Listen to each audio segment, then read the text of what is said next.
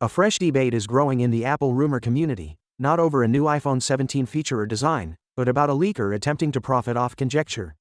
Known Apple leaker, Majin Buu, who has over 75,000 followers on X, previously Twitter, mostly by publishing rumors, is now attempting to sell iPhone 17 Max cases, months before Apple officially launches the phone.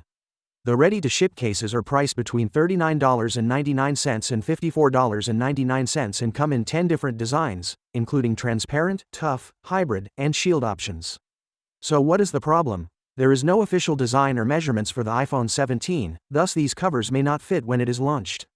The risk is heightened by the leaker's web store's ambiguous details. It does not say whether the cases are pre-orders or how long shipment will take. Buyers are only assured that someone would contact them within 24 hours to confirm their purchase, which many consumers see as a red sign. While early accessory introductions based on leaks are not new, some case makers use CAD files or prototypes to gain a head start. History demonstrates how harmful this can be.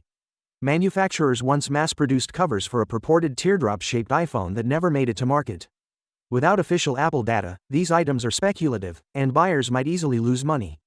Majin Buu says the cases are created by Leo, a firm with 21 years of expertise that can create personalized cases in 20 days.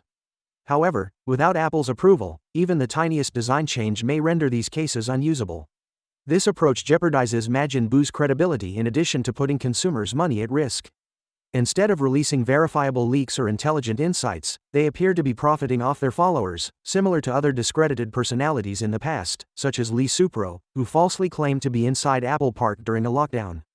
Trusted sources, such as Mark Gurman and Ming Chi Kuo, rely on validated study and insider knowledge, rather than repeated online rumors.